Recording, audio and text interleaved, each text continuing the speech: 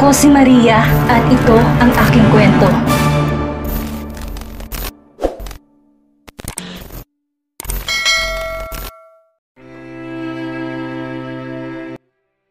Nang dahil sa isang gabi ng pagkakamali, sa pilitang pinakasal si Alexandra de Guia sa lalaking kanyang pinakamamahal na si Gilbert Romualdez, na siyang nagpangyari upang tuluyang mamuhay si Gilbert sa kanya. Pagkatapos ng kanilang kasal, iniwan siya nito at nanirahan sa ibang bansa kasamang babaeng itinatangi nito. Ang pumanong abuelo ni Gilbert, muli itong bumalik sa bansa upang tuparin ang huling habilin ng abuelo, ang magsama sila ni Alexandra sa isang bubong at bumuo ng pamilya. Nung una, di magawang pakisamahan ni Alexandra ang kalupitan ni Gilbert sa kanya, lalo pat laging nakapagitan ng babaeng tunay na iniibig ng asawa. Nagtiis siya sa pag-aakalang sa huli magagawa rin siyang mahalin ng asawa. Subalit dahil sa isang kasinungalingan, napilitang umalis si Alexandra at tuluyang ibigay ang kalayaan ni Gilbert sa pamamagitan ng annulment. Kasabay noon ang kanyang pagtukla sa tunay niyang pagkatao. Makalipas ang 5 taon, sa di inaasang pagkakataon, muli silang nagkita ni Gilbert. Lalong tumindi ang pagkamuhi nito sa kanya at pinipilit siya nitong makisama dito dahil hindi daw ito sumang-ayon sa annulment at ito pa rin ang legal niyang asawa. Paano muling pakikisamahan ni Alexandra ang galit ni Gilbert? Paano kung muli siyang mahulog dito sa kabila ng kalupitan nito? At higit sa lahat, paano niya hihilingin ng tuluyan ang kalayaan niya rito kung meron silang anak na lihim niyang dinadala nang iwan niya ito? Isang anak na siyang susi upang makuha ni Gilbert ang kabuuan ng mana nito. Anong ibig sabihin nito? Agad na napabalikwas ng bangon sa kama si Alexandra nang marinig ang malakas na boses na yun. Naguguluhan niyang kinusot-kusot ang kanyang mga mata hanggang sa luminaw ang naaanig niyang bulto na nasa may pinto ng silid. Agad na bumadha ang pagtataka sa magandang mukha ng dalaga nang makitang si Don Anselmo Romualdez ang naroroon. Ito ang patriarka ng isa sa pinakamayamang angkan sa buong bansa. Alam ng dalaga kaibigan to ng kanyang mga magulang, subalit sa malabong isip hindi niya maintindihan kung bakit naroon mismo sa kanyang silid ng ganon kaaga. Dahil hindi siya makaapuhap ng sasabihin, bumaba ang tingin ng matanda sa kanyang tabi. Nasinundan din naman niya ng tingin. Otomatikong nanlaki ang mga mata ng dalaga. Nagiinit din ang mga pisngi na makita nito kung sino ang nasa kanyang tabi. Isang lalaki, hubad ang pangitaas sa bahagi ng katawan. Tayong manipis lang na kumot ang tumatakip sa ibabang bahagi ng katawan nito, gaya niya. Napasingap na si Alexandra. Humigpit na rin ang hawak sa kumot na tumatakip sa kanyang dibdib. Tila siya na manhid sa natuklasan. Pumikit siya, bahagyang pinilig ang ulo. Sinusubukan hagilapin sa kanyang isip kung anong nangyari kagabi at nasa ganun silang ayos ngayon ng lalaking kasama niya sa higaan. Subalit tila wala siyang maalala. Blanco ang kanyang isip, na lalo lamang nagpadagdag sa kanyang kaba. Isa lang ang alam niya, wala siya sa kanyang silid. Humakbang na papalapit sa kama si Anselmo. Sa isip nito, naroroon ang alalahanin na maaaring idulot ng kaganapang kanyang natuklasan. Gilbert, gumising ka. Ano ba tong ginawa mo kay Alexandra? Sigaw ng matanda, bakas na bakas sa mukha nito ang pagkabigla. Noon naman, sunod-sunod na dumating sa silid sina Sylvia, ang ina ni Gilbert, at ang ilan sa mga katulong sa mansyon ng mga Romualdez. Bahagyang gumalaw ang lalaki sa kanyang tabi. Shit! Lights! Anas nito bago iniharang ang braso sa mga mata nito. What is it, Grandpa? Ang aga-aga pa, what do you need from me? Dugtong pa nito na natiling pikit. Bumangon ka dyan ngayon din, Gilbert Leandro. May ginawa kang kasalanan kagabi at hindi ako papayag na hindi mo pananagutan. Ani Anselmo, may pinalidad sa tinig. Noon tuluyang napamulat si Gilbert. Sa isip hindi niya maintindihan ang sinasabi ng abuelo. Mabilis siyang bumangon sa kama para mapamura lang ulit nang maramdaman ang pananakit ng kanyang ulo. Talagang naparami ang ininom niya kagabi. Bakit ba hindi? Ang selebrasyon kagabi sa kanilang mansyon para sa kanya. Dahil matapos niyang mamalagi sa London ng ilang taon para sa kanyang master's degree, nakauwi na siya sa Pilipinas para pamahalaan ang Beaumont Romualdez Conglomerate or BRC, ang kumpanyang pag-aari ng kanilang pamilya at ipinamana na sa kanya kagabi ng kanyang abuelo. Lolo, I don't see why. Di na natuloy ni Gilbert ang nais niyang sabihin nang makarinig siya ng paghikbi sa kanyang tabi. Nang bumaling siya sa kanyang tabi noon niya nakita si Alexandra Digia. Nakasiksik lang sa gilid ng kama, tayong manipis na kumot lang nakatakip sa hubad nitong katawan. Agad kumabog ang dibdib ng binata. Muling ibinalik ang mga mata sa abuelo na noon bakas na ang galit sa mukha. Magbihis ka ngayon din, Gilbert. Ikaw rin, Alexandra. Gusto ko kayong makausap ng dalawa sa library, ani Anselmo bago bumaling kay Sylvia. Ipatawag mo mga Digia. Sabihin mong ipatigil na nila sa mga pulis ang paghahanap kay Alexandra dahil nandito siya sa atin. Ora mismo, Papa. Ani Sylvia na makahulugan pang tumingin sa dalawa na nasa kama bago nagmamadaling lumabas ng silid. Sumunod din si Anselmo dito pati na ang mga katulong. Sunod-sunod na nagmura si Gilbert nang sila na lang dalawa ni Alexandra. Nagmadali din tong nagbihis. Matapos noon naglakad na ito patungo sa pinto.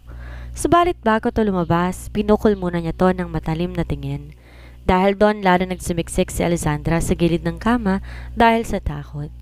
Ni minsan sa ilang taon nilang pagkakakilala ng binata, hindi pa niya nakita sa mata nito ang ganong klaseng puot.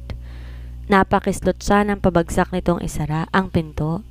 Doon napansin ni Alexandra ang bakas ng dugo sa may kobrekama. Totoo nga, binigay niya ang sarili kay Gilbert nang nagdaang gabi. Kung paano hindi niya maalala. Subalit ni wala siyang anumang pagsisisi na makapa sa kanyang dibdib dahil sa nangyari. Dahil si Gilbert ang lalaking matagal niya ng lihim na iniibig. Napatigil si Alexandra sa akma niyang pagkatok sa pinto ng library nang marinig niya ang sunod-sunod na pagsigaw ni Gilbert sa loob ng silid. Lolo, hilingin mo ng lahat, wag lamang yan. Hindi ko maaaring pakasalan si Alexandra. May iba akong gusto. Agad naman humapdi ang dibdib ni Alexandra sa kanyang narinig. Matagal na niyang alam ang katotohanan yon, subalit pangalan natin ang nakataya sa nangyayaring to, Gilbert. Anong iisipin ng mga taong alam na magdamag na nawala si Alexandra upang matagpuan lamang siya dito sa atin, sa mismong kwarto mo? People will talk, alam mo yan? Then let them talk. Sirved Gensa.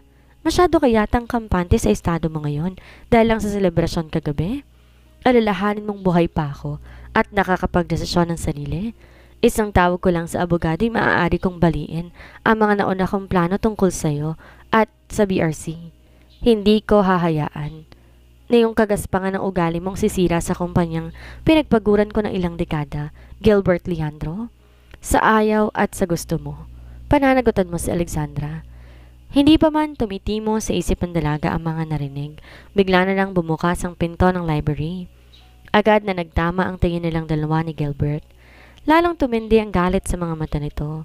Sisiguraduhin kong magdurusa ka sa piling ko, Alexandra. Anito bago to humakbang papalabas ng silid at hubakbang papalayo. Nanginig si Alexandra sa sinabi ni Gilbert, subalit hindi pa man siya nakakahuma. Tinawag na siya ni Don Anselmo. Nariyan ka na pala, Alexandra? Umpisa nito, nakangiti. Halika, pumasok ka, iha. Parating na ang daddy at ang stepmother mo. Pag-usapan natin ang magiging kasal niya ni Gilbert sa sunod na linggo. Lalong naman head si Alexandra sa narinig. After 3 years. Kanina pa pinagmamasdan ni Alexandra ang mga puntod na nasa kanyang harapan. Dalawa doon bagong gawa, pag-aari ni na Antonio at Eileen Digia, ang kanyang ama at madrasta. Isang buwan ang nakakaraan na makatanggap siya ng tawag mula sa police station. Binanita ng pulis sa kanya na nasangkot sa isang aksidente sina Antonio at Eileen. Nawalan daw ng preno ang sasakyang minamaneho ng kanyang ama at nagdire-diretso sa bangin. Wala ng buhay ang kanyang madrasta nang maiahon to ng mga rescuers sa bangin. Ang daddy naman niya nakipaglaban pa ng ilang araw bago ito tuluyang binawian ng buhay. 2 linggo na mula na mailibing niya ang mga to. Bukod kay Angelo, ang 10 taong gulang niyang half-brother, naiwan din sa kanya ang lahat ng utang at problema ng Digia Electronics, ang kumpanyang kanilang pag-aari. Ma'am, hindi pa po ba tayo pupunta sa mansyon ng mga Romualdez? Pukaw ng driver niyang si Marco. Nag-text po si Madam Silva. Tinatanong niya kung pupunta na daw po tayo sa kanila dahil malapit nang dumating si Sir Gilbert. Dugtong pa nito. Kumarap si Alexandra, pinuno ng hangin ng dibdib. Kung siya ang papipiliin, ayaw na niyang bumalik sa bahay na yon. Dahil para ano pa? Sa papel lang sila kasal ni Gilbert. Maliban sa isang gabing pagkakamali na kanilang pinagsaluhan na siyang dahilan para makasal sila sa isa't isa. Di na sila muling nagkaroon ng anumang relasyon ni Gilbert. Lalo pat isang linggo matapos ang kanilang kasal, nagpaalam to kay Don Anselmo na aalis at magko-concentrate sa Singapore branch ng isa sa mga negosyo ng pamilya. Hindi siya nito kinausap, basta na lang siya nitong iniwan. Doon na ito nanatili hanggang ngayon, habang siya naiwan sa Pilipinas at pilit ay tinuloy ang buhay. Sa katunayan, nitong nakalipas sa 3 taon, ilang beses lang niya itong nakita at nakausap. Yon ay dahil na rin sa utos si Don Anselmo. Pinilit ng matanda na magkaroon to na isang magarang birthday party. Labag man sa loob na upauwi ng Pilipinas si Gilbert nang wala sa oras. Napilitan din silang umaktong sweet sa isa't isa habang nasa party sila kahit ang totoo. Alam niyang namumuhi pa rin si Gilbert sa kanya dahil sa mga nangyari. You disgust me, Alexandra. Seducing me while I was drunk that night was one thing, but seeing how you tore my grandfather just to make things go your way is unforgivable. For me, you do not exist. Yon ang sabi sa kanya ni Gilbert pagkatapos ng kanilang party. Ilang linggo rin niyang iniyakan yun. Matagal na niyang alam na hindi siya maaaring mahalin ni Gilbert dahil may gusto tong iba, subalit ang makarinig ng insulto dito ay nagdulot ng sobra-sobrang sakit sa kanya na hanggang ngayon dala-dala pa rin niya. Subalit wala na siyang panahon para isipin yun ngayon. Ngayong wala na sina Antonio at Eileen, lalo pang dumami ang mga bagay na mas dapat niyang isipin kaysa sugatan niyang puso. Uuwi tayong bahay, Marco. Tatawag na lang ako kay Mama Sylvia na may inaasikaso ko, kaya di ako makakapunta sa kanila ngayon, sabi niya sa driver. Pero, Ma'am, tara na Marco, malapit ng dumilim. Natitiyak ko hinahanap na ako ni Angelo. Aniya bago tuluyang sumakay sa naghihintay na sasakyan. Ngayong uuwi na si Gilbert at mananatili na sa Pilipinas, maaari niya nang gawin ang bagay na dapat noon pa niya inayos, ang kanilang annulment. Kamusta ang biyahe mo, iho? Ani Sylvia kay Gilbert habang sila ay naghahapunan. Kararating lang ng anak galing sa Singapore at labis ang kanyang tuwa dahil sa wakas. Makalipas ang higit 2 taon, naisipan din itong manatili na sa Pilipinas. Maayos naman, Mama. Mabuti na lang efficient si Victor pagdating sa logistics. Nakaayos na penthouse ko na ang mahahalagang gamit ko bago pa man ako bumalik dito. Anang binata. Masayang sumubo ng paborito niyang ulam na siyang nakahanda sa hapag. Ngumiti ang matandang babae, sumimsim ng wine. Talagang maayos na bata yang si Victor. Kagaya rin siya ng tiyuhin niyang si Rodel noon sa papa mo, maaasahang tunay. Anito. Ang Rodel na tinutukoy nito ay ang personal assistant din ng namayapang ama ni Gilbert. Ito rin ang nagrekomenda kay Victor para magtrabaho kay Gilbert. Maiba ako, Mama. Kamusta ang lolo? Anong sabi ng doktor? Tanong ng binata sa ina. Maya-maya, agad bumada ang takot at pangamba sa mukha ng ginang. Hindi nito alam kung dapat ba niyang sabihin ang totoong kalagayan ng matandang Romualdez sa anak na kadarating lang. He is comfortable. Yun na lang ang magagawa natin sa lolo mo, Gilbert. Ani Sylvia sa garalgal na tinig. Mabilis pang uminom ng wine sa pagtatangkang malulunod iyon ng lungkot na biglang lumukob sa kanyang dibdib. Kumurap-kurap si Gilbert. Pilit na pinatatatag ang sarili. May lung cancer ang kanyang abuelo. Nalaman lang nila 8 months ago. He has been deteriorating since. Aayain ko siyang mag-fishing bukas. Kaya pa naman niyang bumiyahe, di ba? Tanong niya sa ina. Ngumiti ang ina. Tiyak ko matutuwa siya, anak. Gumanti siya ng ngiti at itinuloy ang pagkain. Matapos ang hapunan, pumanik siya sa kwarto ng abuelo. Mabutit na abutan pa niya tong gising habang pinababantayan ng private nurse nito. Gilbert, natutuwa akong narito ka na? Anong matanda? Baka sampagod sa tinig nito. How are you feeling, Lolo? Ani Gilbert umupo sa gilid ng kama. I'm getting weaker by the day. Malungkot na sagot ng abuelo. You promised me you would live until 100. Hindi ko na ata magagawa yan, Gilbert. Anito't marahan pang tinapik ang kanyang balikat. Kapag kuwan ay, do you trust me, Gilbert? Of course, Lolo, I trust you with all my heart. Sagot niya, seryoso. Ngumiti ang matanda, sabalit may bahid pa rin ang lungkot. Bukas, puntahan mo si Attorney Salve. May sasabihin siya sa'yo. Nagsalubong ang kilay ng binata. Tungkol po saan? Sabalit imbes na magot, umiwas to ng tingin. I'm tired, Gilbert. Gusto ko nang matulog. Di na nagpumilit pa si Gilbert. Nagpaalam na to sa abuelo at tumiretso ng sariling kwarto. Dahil na rin sa pagod, agad siyang nakatulog. Kinabukasan, maagang nagising ang binata. Nasa opisina siya ni Attorney Salve, first hour in the morning. Siya ang unang kliyente nito. Tatapatin na kita, Gilbert. May mga pinabagong lolo mo sa kanyang last will and testament. Changes? What changes? Nagdagdag siya ng 2 probiso. Binili niya sa akin na kapag nagtanong ka, ipakita ko sa'yo. Eto, anang abogado, inabot sa kanyang dokumento. Agad na nagdilim ang kanyang mukha sa nakitang pagbabago. Nagmumura siyang umuwi. Gusto niyang kausapin ng abuelo, subalit pagdating niya ng bahay, hagulhol ng kanyang ina ang sumalubong sa kanya. Bago nito sinabi ang masamang balita, wala na ang kanyang lolo. Maingat na humakbang si Alexandra papasok sa chapel, kung saan nakahimlay ang mga labi ni Anselmo Romualdez. Di pa rin siya makapaniwala na wala nang mabait na matanda. Kung mayroon man mabuting naidulot ang pagpapakasal nila ni Gilbert, yun ay nagkaroon siya ng lolo. Bagay na hindi niya naranasan dahil maagang pumanaw ang magulang ng kanyang ama at tunay na ina. Mabait si Anselmo. Madalas din siya nitong dalawin at kamustahin nung malakas pa ito. Madalas itong sabihin sa kanya na wala na itong kikilalanin pang asawa ni Gilbert, kundi siya lang. Bagay na nais man niyang sang-ayunan, sadyang mahirap paniwalaan. Alexandra! Tawag sa kanya ni Sylvia na makita siya sa kumpol ng mga bisita. Agad bumaling lahat ng atensyon sa kanya ng mga taong naroon. Nahihiyaman, nagpatuloy siya sa paglalakad, patungo sa matandang babae. Wala na ang papa, tayo-tayo na lang. Panay ang hikbing, sabi ni Sylvia, na ang tuluyang mayakap ang manugang. Lihim to nagpapasalamat, dahil naman kalabo ang relasyon nito sa anak niyang si Gilbert, hindi to nag-atubiling magtungo ron ng kusa at damayan sila sa kanilang pamamighati. Sorry po mama at ngayon lang ako nakadalaw. May mga inaasikaso ko mga papeles sa opisina at naiintindihan ko. Ang mahalaga narito ka ngayon. Putol ng biyanan sa kanya. Diniya siya sa unahang pew sa chapel. Sandali pa silang nag-usap dalawa hanggang sa makarinig sila na malakas na hagulhol sa may entrada ng chapel.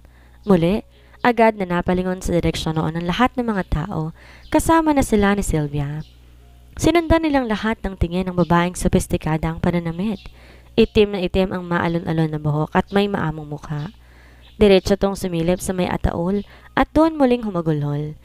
At gaya sa mga eksena sa pelikula mula sa kung saan, dinaluhan to ng lalaking 3 taon niya nang hindi nakikita, si Gilbert. Maingat na kinabig ni Gilbert ang babae patungo sa dibdib nito, na noon patuloy pa rin sa paghagulhol. Nang bahagyatong kumalma, pinukol siya ni Gilbert na makahulog ang tingin, na bahagyang nagpatambol sa kanyang dibdib. Maya-maya pa giniya na nito ang babae sa kaibalang upuan at doon patuloy na inalo. Yon ay si Rose Ann Alegre, ang babaeng matagal nang gusto ni Gilbert. Nagsimulang magbulong-bulungan ng mga tao. Nagbuga na rin ng inis na hininga si Sylvia. Hindi man ito ay sa tinig, baka sa mukha nito ang labis na inis. Maya-maya pa hindi na ito nakatiis. Tumayo na siya at naglakad patungo sa anak, na patuloy pa rin sa pag-aalo sa babae na hindi naman nila kaano-ano. Umiwas ng tingin si Alexandra, pilit na kinukubli ang hapdi sa kanyang dibdib na walang humpay sa pagtindi. Ni minsan sa loob ng 3 taon, hindi siya nilapitan or hinawakan man lang ni Gilbert sa ganung paraan. Hindi nga ito dumating sa libing ng kanyang ama at madrasta, bagay na sadyang pinag-usapan ng mga tao sa mundong ginagalawan nilang dalawa. Subalit ni hindi siya nagreklamo. Alam na Alexandra ang may kasalanan siya sa mga nangyari. Ayaw ni Gilbert maikasal sa kanya, subalit nagpatianod siya sa pagdedesisyon na matatanda sa pag-aakalang matututunan din siya nitong mahalin. Subalit, Iha, hindi ba't ikaw ang asawa ni Gilbert? Ana isang matandang lalaking abuhin na ang buhok. Wala sa sariling napakurap si Alexandra. Ngumiti ang matanda at naglabas ng tarheta. Isa sa mga araw na to, nais kitang makausap. Siguro pagkatapos ng libing ni Don Anselmo? Wala sa sarili ni Yoko ng dalaga ang tarhetang binigay ng matandang lalaki. Attorney Salve, yon ang nakasulat sa tarheta. Alanganin niyang muling binalik sa matanda ang mga mata. Sa isip ng dalaga, kalituhan. Subalit bago pa man siya makapagtanong, ngumiti na ang abogado at tuluyang lumayo. Nagtiimbagang naman si Gilbert ng masaksihan ang maiksing pag-uusap ni na Attorney Salve at Alexandra. Kahit di niya talungin, may hinala na siya kung tungkol saan ang pinag-usapan ng mga ito. Di na siya nakatiis at nilapitan si Alexandra. Mag-usap tayo sa may kitchen, ngayon na. Aniya sa asawang halos 2 taon na rin niyang hindi nakikita. Lalong tinakasan ng kulay ang mukha ni Alexandra. Di niya gusto ng away ngayon dahil bugbog na ang kanyang puso sa sunod-sunod na trahedya na kanyang kinakaharap. At base sa dalawang pagkakataon, nag-usap sila ni Gilbert sa loob ng 3 taon. They are not good at talking. Subalit bakas ang determinasyon sa mukha ni Albert. Alam niyang kapag tumanggi siyang kausapin to, baka lalo lang tong magalit. Napilitan siyang tumango at tumayo. Sundan to sa may kusina. Everyone, leave, sabi ni Gilbert sa mga kasambahay na naroon at naghahanda ng merienda para sa mga bisita. Agad naman tumalima ang mga kasambahay. Ilang sandali pa na iwan ang dalawa. Halos mapugtong hininga ni Alexandra nang bigyan siya ni Gilbert ng matalim na titig. Malayong malayo yon sa masuyong tingin na binigay, subalit mabilis sinamig ng dalagang sarili. Ano pa ba ang dapat niyang asahan? Matagal na nagkakagustuhan ng dalawa. Marahil ang mga tong nagkatuluyan kung di siya pumasok sa eksena. Maya-maya pa nagpakawala ito ng marahang hininga. Kamusta ka, Alexandra? I heard about your father and stepmom. I'm sorry about your loss. Anito, formal. Salamat, pero sigurado ko hindi yan ang dahilan kung bakit mo ako gustong kausapan ngayon, Gilbert. Ani Alexandra. Humugot to ng marahas na hininga at naglakad papalapit sa kanya. Tama ka. Hindi kita pinatawag dito upang mga musta. I'll go straight to the point then. Ano ang sinabi sa'yo ni Attorney Salve? Kumurap si Alexandra sa isip pagtataka dahil dito ay inaasang makikita ni Gilbert ang maiksing pag-uusap nila ng abogado gayong abala to sa pag-aalo kay Bianca. Gusto raw niya akong kausapin pagkatapos ng libing ng ni Don Anselmo. Nagsalubong ang mga kilay ni Gilbert. Pilit niyang binabasa ang mga emosyong dumaraan sa mata ng asawang hindi niya lubos na kilala. Sa ibang babae, lalo na kay Roseanne, madalas nang mahulaan ang mga emosyon nito. Subalit pagdating kay Alexandra ni hindi niya mahulaan kung anong iniisip o nararamdaman nito. That an annulment, Gilbert. Sasagot pa sana si Gilbert, subalit sumungaw sa may pinto ng kitchen si Roseanne. Sandalitong pinaglipat-lipat ang tingin sa dalawang naroon. Bahagyang bumangon ng inis na makitang nag-uusap ang dalawa ng masinsinan. Di na nag-aksaya pa ng oras si Rose at nilapitan si Gilbert. Kinawit ang kamay sa braso ng lalaki. Honey, I don't think I can drive. Please take me home. Naplos ang braso nito nang di pa rin to sumagot. Gilbert, are you okay? Kumurap si Gilbert. Bumaling kay Roseanne. You were saying? Di alam ng lalaki kung bakit tila siya nabibigla sa sinabi ni Alexandra kanina ang magandang mukha ng dalaga. You're hurting me, Gilbert. Hindi ka naman dating ganito. My presence used to cheer you. Dahil ba nasa malapit lamang ang babaeng yon? Diretsong tanong nito. I wonder what you two were talking about na kailangan niyo pang magsarilinan sa kitchen. Humigpit ang kapit ni Gilbert sa manabela. Masyado siyang maraming iniisip para dumagdag pa ito. Ang mga tantrums ni Rose?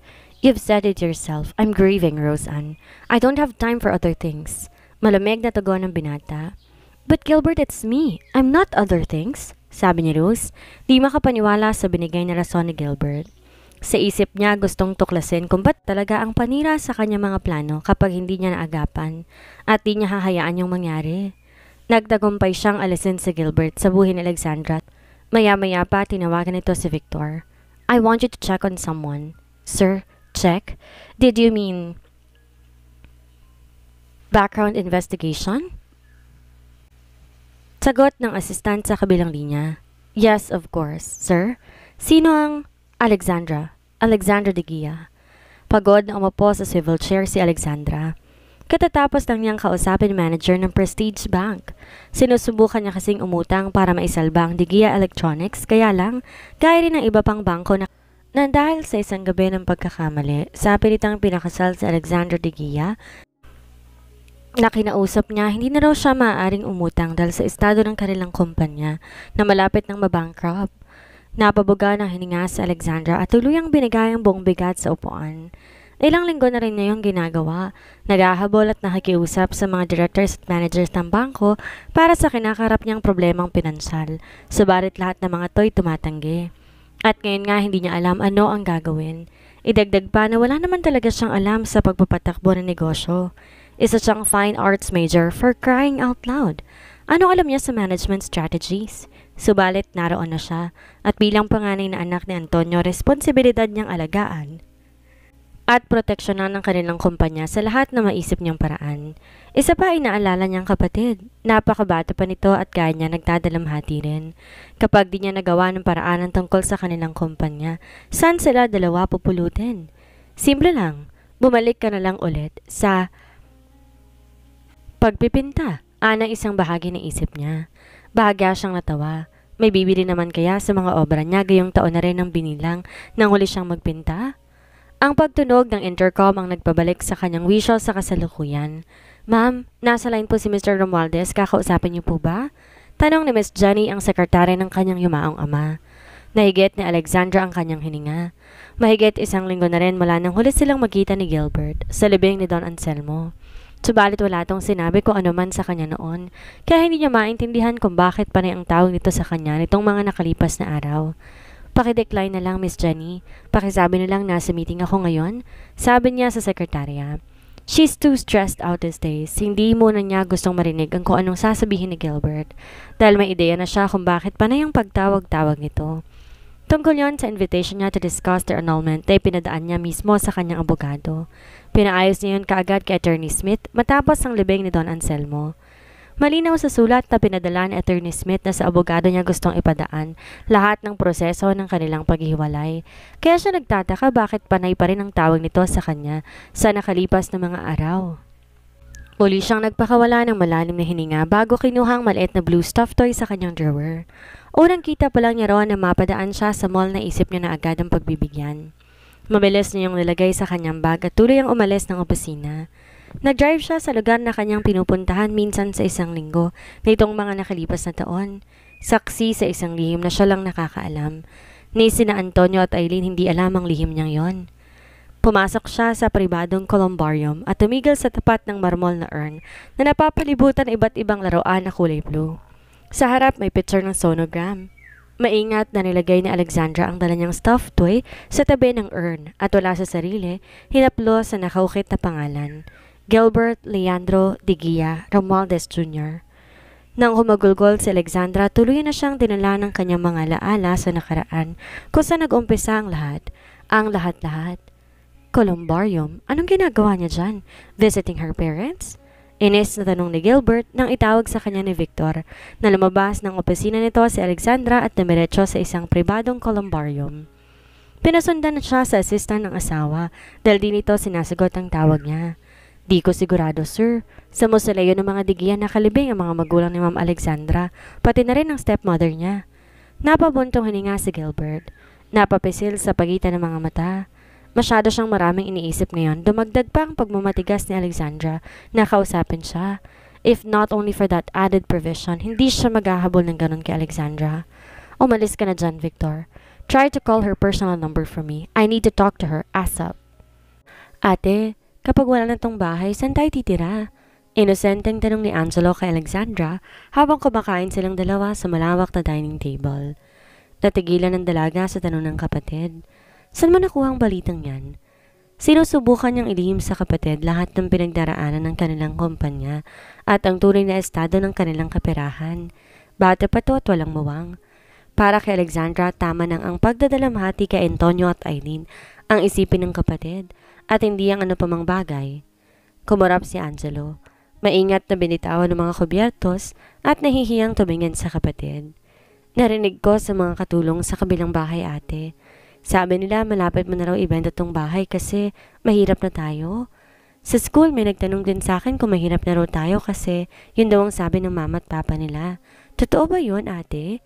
Mahirap na ba tayo? Agad na humapdi ang dibdib ni Alexandra sa tanong ng kapatid. Wala sa sariling inabot ang kamay ni Angelo. May mga problema lang tayo noon, Jello. Pero ginagawa naman ng paraan ni ate kaya huwag ka na mag-alala, maaayos din yun. Pagsasinungaling niya. Gusto niyang sabihin ng totoo, kaya lang di niya kaya. She loved her brother so much na handa siyang saluhin lahat ng paghihirap para dito. Sige na, kumain ka na. Sa linggo, bibisita ulit tayo kina Daddy at Mommy Eileen. Ngumiti si Angelo at ipinagpatuloy ang pagkain. Lalo naman bumigat ang dibdib ni Alexandra. Sa isip niya umusal ng lihim na panalangin na sana magawa niya ng paraan. Lahat ng problemang kinakaharap sa kasalukuyan, Panay ang paglalakad ng parot-parito ni Gilbert sa loob ng kanyang opisina habang hinihintay ang tawag ni Victor. Inutusan niya tong sadyain mismo sa opisina nito si Alexandra dahil ayaw pa rin tanggapin ng asawa ang mga tawag niya. He used to be cool with it but the pressure has been pushing him closer to edge. Ilang araw na lang board meeting na ng BRC. Kailangan maayos na tungkol sa kanila ni Alexandra bago pa man ang meeting na yon. He must assert his power as the heir of BRC before the added provision on his grandfather's will leak out. Kumuyom ang kanyang mga kamay na maalala ang mga yon. Ayon sa probisyon, maaari lang mapasa kanya ang kabuang share ng BRC at lahat ng kayamanan ng kanilang pamilya kung mananatili siyang kasal kay Alexandra at magkakaroon sila ng anak sa loob ng 1 taon matapos pumanaw ni Anselmo. If he fails, he will lose control of BRC at ang matitira na lang ay ang 30% ng shares na paghahatian pa nila ng kanyang ina. Muli, umigting ang panga ni Gilbert kung bakit yon ginawa ng kanyang abuelo. Hindi niya na marahil malalaman. Gusto niyang isipin baka kagagawan yun ni Alexandra dahil noon pa man malapit na to sa kanyang abuelo. Madalas maimbitahan ng mga digiya sa kanila nung nabubuhay pa ang kanyang lolo't lola, and his grandparents were particularly fond of Alexandra because according to them, she is such a doll. Di nagbago ang pakikitungo ng kanyang pamilya sa mga digiya kahit ang yumaon ang kanyang abuela. Nang tumungtong siya ng high school at nalaman ng kanyang abuelo na sa isang school sila nag-aaral ni Alexandra, the old man spent every minute to throw them at each other. Nalalo pang tumindi na magpadala mismo si Alexandra sa kanilang bahay na isang love letter, confessing her love for him. That angered him more. Why? She's not his type. Isa pa sa edad na 16, Alexandra has already a lot of men in her life. Kalat na kalat yun sa buong campus. Men gossiping about their escapades with a sweet and innocent-looking Alexandra de Guia. But you were her first. Paalala ng kanyang isip. Yun din ang kanyang ipinagtataka. Subalit ayaw niya nang isipin pa yon. She could have faked the bleeding or she could have had surgery just to make him believe that she was a virgin. Alam niya kaya nitong gawin yon. Why? Nagawa nga nitong itulak si Roseanne sa pool ng college nang pumutok ang balitang nililigawan niya si Roseanne. Roseanne could have drowned. Mabutit na iligtas ng janitor na nasa poolside. Alexandra de Guia is one wicked woman. She will go through such lengths just to have him. At nagawa nga nitong itali ang sarili sa kanya nang walang kahirap-hirap. Sinamantala nito ang kanyang kalasingan, 3 taon nang nakakaraan, upang maisakatuparan ng matagal nitong nais, ang maging asawa niya. I want nothing but one thing, my freedom. Let's have an annulment, Gilbert. Lalong kumuyom ang kanyang mga kamay nang maalala ang sinabi nito. Parte ba yun ang pagpapanggap nito? Or gumaganti kaya ito sa kanya dahil sa ginawa niyang pag-iwan dito, 3 taon nang nakakaraan? Di malayong alam nito ang tungkol sa probisyon. Heck, baka nga ito pa nagsabi sa lolo niya na idagdag yan sa last will and testament ng abuelo. Shit, Alexandra! Anas niya dahil sa naisip. Maya-maya pa tumunog ang kanyang cellphone. Mabilis niyang pinulot yon sa kanyang table para madismaya lang na makitang si Roseanne ang tumatawag sa kanya at hindi si Victor. Wala siyang panahong aluin ngayon si Roseanne. Hindi yon ang priority niya. Nang i-decline niya ang call ni Roseanne, agad na pumasok ang tawag ni Victor. Victor? Sir, may situation po dito sa Digia Electronics. Hindi ko pa po nakakausap si Ma'am Alexandra. Sige, I'm on my way, ani Gilbert. Mabilis lumaba sa kanyang opisina at pinasibad ang kotse patungo sa Digia Electronics. Pagdating doon, nadatnan niya ang maliit na rally sa labas ng building. What's happening? Tanong niya agad kay Victor na makalabas siya ng sasakyan. Nalaman ng mga tauhan na magsasara ng kumpanya, sir.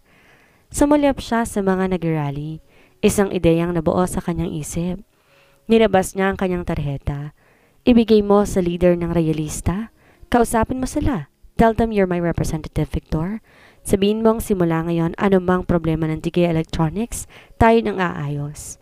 Napanganga si Victor sa sinabi ng amo. Sir? You heard me. Alam kong kaya mong ayusin to. Ani Gilbert sa assistant. Di na nag-aksaya pa ng panahon ng binata. Diretso tong pumasok ng building at nagpakilala. Ilang sandali pa nasa pinto na siya ng opisina ni Alexandra. Nanginginig na nag-angat ng tingin si Alexandra nang bumukas ang pinto ng kanyang opisina. Napasingap siya na mabungaran si Gilbert. at hindi ang mga tauhan niyang galit dahil magsasara ng kanilang kumpanya. Gilbert? Alanganin niyang tawag sa asawang kinamumuhian niya. You don't have to worry anymore. Nagpadala ako ng kakausap sa mga nagpoprotesta. From now on, BRC will help you sort your problems, Alexandra. Anito, formal. Kumarap si Alexandra. Iniisip ang dahilan nito ng pagtulong sa kanya. Salamat, pero anong kapalit? Tumikhim si Gilbert. Umigting ang panga, lalong pumormal. Bigyan mo ako ng anak. What? Halos pabalong na sabi ni Alexandra. Nanlalaki ang mga mata. Di maintindihan ang sinasabi ni Gilbert. Sanay ang dalaga na lagi nakasinghal si Gilbert sa kanya. Ilang beses niyang pinagdasal noon na kahit man lang sana maging maayos ang pakikitungo nito sa kanya, kahit di na siya nito mahalin dahil alam niyang imposible yung mangyari. Subalit ngayon na masyado tong formal at seryoso sa pakikipag-usap, bakit tila hindi pa rin niya maintindihan ng asawa? I know you heard me, Alexandra, ani Gilbert. Namulsa at humakbang papalapit sa naguguluhan pa ring asawa. Lihim na pinilig ni Alexandra ang kanyang ulo. Mabilis inayos ang huwisyo. Hindi kita maintindihan, Gilbert. Nung huling pag-uusap natin, sinabi ko sa'yo ang gusto kong mangyari. I want an annulment. I still want it. Alam ko naman yun din ang gusto mo. Pero bakit ngayon? Di niya na natuloy ang gustong sabihin. Napasa po na lang siya sa kanyang ulo na bahagyang nanakit. Nagsasalimbay ng iba't ibang uri ng emosyon sa kanyang dibdib. Gusto niyang paniwalaan na marahil gusto na siyang makasama ni Gilbert bilang asawa. Subalit mas nangingibabaw ang kanyang lohika. Imposible ang iniisip niya. Alam niya ang kanyang lugar sa buhay ni Gilbert noon pa man. Kung bakit nasasabi nitong ganoon sa kanya ngayon. Tiyak niyang nasa malalim na dahilan. Napakislot pa siya na mahinang magmura si Gilbert. Nang ibalik niya ang tingin dito, naraong mali ang galit sa mga mata nito. I do not understand you. You of all people should know the reason behind this. Dahil dyan ka magaling sa pagpapaikot ng mga tao. Pero sige, you want to act all innocent, I will indulge you. Nag-iwan ng 2 bagong probiso si Lolo sa last will and testament niya bago siya namatay. A provision that involves you and me, ani Gilbert. Naroon pa rin ang pangiinsulto sa tinig. Napakurap si Alexandra, lalong naguluhan. Probiso? Sandali siyang tinitigan ni Gilbert bago ngumiti na matabang. Pinabago ni Lolo ang last will and testament niya 2 months before he died. Maaari ko lang manahin lahat ng controlling shares ng aming pamilya sa BRC kung mananatili tayong kasal sa isa't isa at magkakaroon ng anak, Alexandra. Lalong pinanlakihan ng mata si Alexandra. Malakas na suminghap na lalo lang kinainis ni Gilbert. You can act innocent all you want but I'm not buying it. I know you have a hand on this mess. Nagtatagay sa mga bagang na sabi ng binata. Gilbert, all I ever want to annul our marriage. Wala akong alam sa... Di na naituloy pa ni Alexandra ang naisabihin nang tuluyang tawirin ni Gilbert ang kanilang pagitan at marahas na hinaklit ang kanyang braso. Lalong tinumbol ng kaba ang dibdib ng dalaga sa paglalapit nilang iyon. What game are you playing, Alexandra? Do you want me to beg? Ano? Gumaganti ka sa akin. Is this how you planned it all along? To make sure that you have me wrapped around your fingers? Well, shit you, Alexandra Digia. It will be a cold day in hell bago pa man ako magmakaawa sa'yo tungkol sa kahit anong bagay. Ani Gilbert, nag-aapoy sa galit ang mga mata. You started this game, and by God, I will make sure I'd finish it. Dugtong pa nito na nagtatagay sa mga bagang bago siya marahas na binitawan. Wala sa sarili na paatras si Alexandra dahil sa matinding poot na nakita niya sa mga mata ni Gilbert. It was like from that day from 3 years ago again. Ang araw na tuluyang bumago sa buhay nilang dalawa. Subalit kung noon basta na lang siyang nagpatianod sa gusto ng mga matatanda, alam niyang di na dapat mangyari yon ngayon. 3 taon na siyang nagdusa para sa kanyang pag-ibig na ni minsan hindi man lang nito nagawang suklian. Gilbert, maniwala ka. Wala akong alam sa probiso ni Don Anselmo. Wala na akong ibang gusto kundi itama mga pagkakamali na nakaraan at stop lying. Marahas na putol ni Gilbert sa kanya. Mahigpit kiniyom ang mga kamay.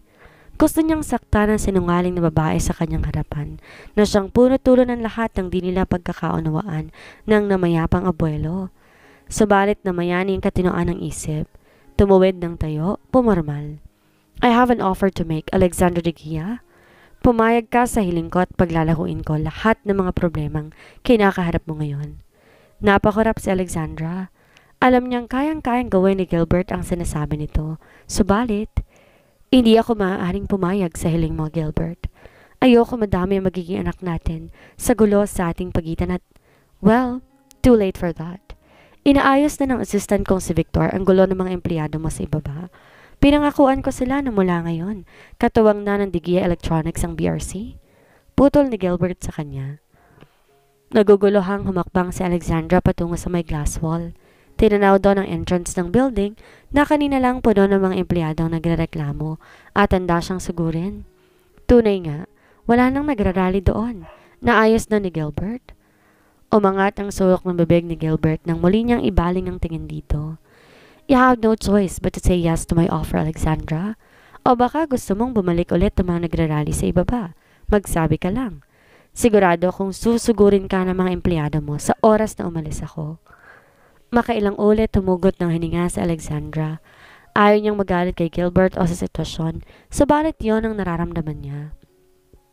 Paanong maitatali na naman siya kay Gilbert kayong alam na niya kung gaano kamiserable ang buhay sa piling nito. Subalit isa siyang Digia, nakaatang sa kanyang balikat ang responsibilidad upang isalba ang naghihingalong kumpanya ng namayapang ama. Pakiramdam niya nasa gitna siya ng dalawang nag-uumpugang mga bato na kahit anong piliin niya sa huli, siya ang talo. Bigyan mo ng panahon para mag-isip, Gilbert. Lakas loob na sabi ni Alexandra maya-maya. Sandali siyang pinakatitigan ni Gilbert. Very well. I'll give you 48 hours to think about it. Huwag kang mag-alala. This will be just like any business deal. Magkakaroon tayo ng kontrata, all will be fair. Anito. Naglakad patungo sa pinto. Muli itong bumaling sa kanya bago pinit ang seradura. Inaasahan kong sagot mo, Alexandra, and I hope you'd make the right choice. Yun lang, bago to tuloy ang lumabas ng kanyang opisina. Ano? Pakiulit nga? Malakas ang boses na sabi ni Belle Lugario, ang dating kaklase at matalik na kaibigan ni Alexandra. Binisita ng huli ang kaibigan dahil naguguluhan na siya sa sitwasyon na kanyang kinakaharap. Kasasabi lang niya rito ang tungkol sa usapan nila ni Gilbert na magpunta to ng opisina niya kanina. Belle, rumolyo ang mga mata ni Belle. Don't bail me this time, Alexandra, ha? Sa tono mo parang kinokonsidera mong offer ni Gilbert. Matapos kang iwan at sakta, naniniwala ka pa sa lalaking yon? Sa dinami-rami ng ginawa niya sa'yo, dapat lang na magdusa din siya, no? Napabuntong hininga si Alexandra. Nahihiyang ibinaling sa iba ang tingin. Ramdam na ramdam niya ang galit sa tinig ng kaibigan. Bakit hindi? Alam nito lahat ng paghihirap niya sa nakalipas sa 3 taon habang kasal siya kay Gilbert. Well, most of it. May isang lihim pa siyang hindi nasasabi dito at sigurado siya kapag nalaman nito yon, hihilahin siya nito at itatago sa kung saan. Wag lang siyang makisama ulit kay Gilbert. Humugot siya ng malalim na hininga at yumuko. Kailangan ng tulong ng kumpanya ni Dad, Belle. Yun lang ang tanging naiwan niya sa amin ni Jello. Without it, hindi ko kayang suportahan ng kapatid ko. Lalong nalaglag ang panga ni Belle sa sinabi ng kaibigan.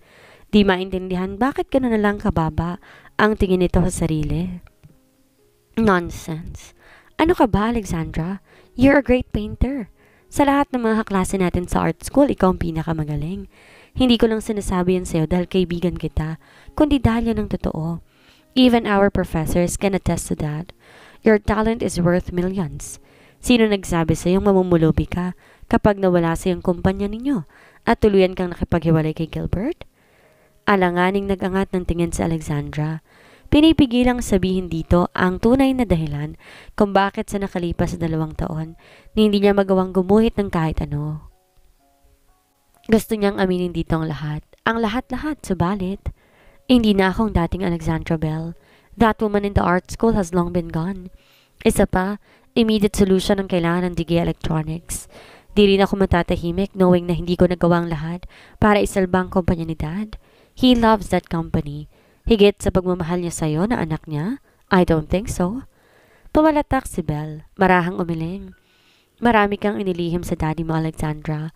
At sa tingin ko kung sakaling nalalaman ng niya yon, nung nabubuhay pa siya mismo maglalayo sa'yo sa gago mong asawa.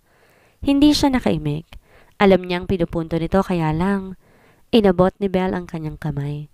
Okay, ganito na lang. Since binigyan ka naman ni Gilbert ng 48 hours bago magdesisyon, bakit di mo na lang ako samahan ngayon sa gig ko? Para naman makapag-unwind ka at malimutan mo sandali ang problema mo. Ano, G? Malawak ang iting aya ng kaibigan sa dalaga. Lead singer ng banda si Ella na binuo ng pinsan nito, bukod pa sa pagiging commercial model. Nauna tong umalis ng art school kaysa kanya. Mas nag-concentrate sa pagbabanda at pagmamodel. Oh, come on. Matagal na tayong di lumalabas.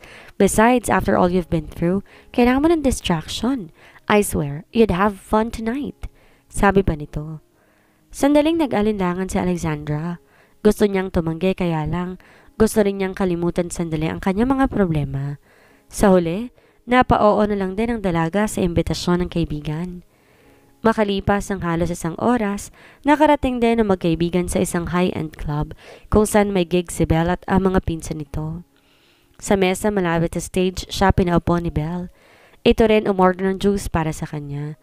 Hindi niya na kailanman sinubukan uminom ng alak matapos na nangyari sa kanila ni Gilbert. Sa katunayan, ilang taon na rin siyang hindi pumapasok sa ganong lugar. Ang huli nung nasa art school pa lamang silang dalawa ni Belle. Noong mga panahong hindi pa magulong buhay niya at hindi pa siya kasal kay Gilbert. Malakas ang tugtog sa paligid at nakakahawang kasiyahan na nakikita niya sa mga customers na naroon. At aminin man niya o hindi, parandalian niyang inaagaw ang mga alalahanin na kanyang kinakaharap sa kasalukuyan. Ilang sandali pa may lumapit sa kanya na isang binata. The man looked familiar. Di lamang niya matandaan kung saan na ito nakita. Matangkad to at itsurang banyaga. Namumula rin ang mukha. Marahil dahil sa hawak itong baso ng alak na mayat maya, sinisimsim nito. Napakurap si Alexandra nang bigla itong umupo sa katapat niyang upuan. Hey, beautiful, why are you alone? Sabi nito in a perfect English accent. The man was obviously drunk. Lihim na napabuga ng hininga si Alexandra. Alanganing tumingin kay Belle na nooy nasa stage pa rin at abala sa pagkanta. Gusto niyang wag na lang pansinin ng lalaki, subalit baka mangulit ito, and worst comes to worst, baka manggulo. Isa na lang ang naiisip niyang solusyon. Dapat na siyang umalis bago pa man may mangyari. Tumayo si Alexandra at naghandang umalis. Leaving too soon? Di pa ako nagpapakilala, miss. Anang lalaki muling sumimsim sa hawak itong baso ng alak. Tumayo na rin. Lihim na napaungol sa Alexandra. Ayaw niya ng gulo. Masyado na siyang maraming nasabing ganong eksena sa mga libro at alam na alam niya kung saan iyon hahantong. Sorry, I really have to go. Ani Alexandra, sinubukang pulutin ang bag na nasa mesa, subalit inunahan ito ng lalaki. Please, give me back my bag. Pakiusap niya sa estranghero. Not until I have your name. Sagot nito. Ngumiti. Lalo pang namungay ang mata. Nagpalingalinga na ang dalaga. Sinusubukan humingi ng tulong sa kung sino man. Nang wala siyang makita, kuyom ang kanyang mga kamay, muling bumaling sa makulit na estranghero. I'm Mrs. Alexandra Romualdez. Iyon ang unang pagkakataon na ginamit niyang apelido ni Gilbert sa pagpapakilala ng sarili. Lalong ngumiti ang estranghero. Married woman, eh? Not a problem to me. Sagot ulit ng lalaki na lalong nagpalumos dalaga. Lingid sa kaalaman ni Alexandra, nasa likuran niya na ang may-ari na isang pares ng mga mata na agad napansin sa kanyang pagtayo kanina. Not a problem to you, but a problem to me.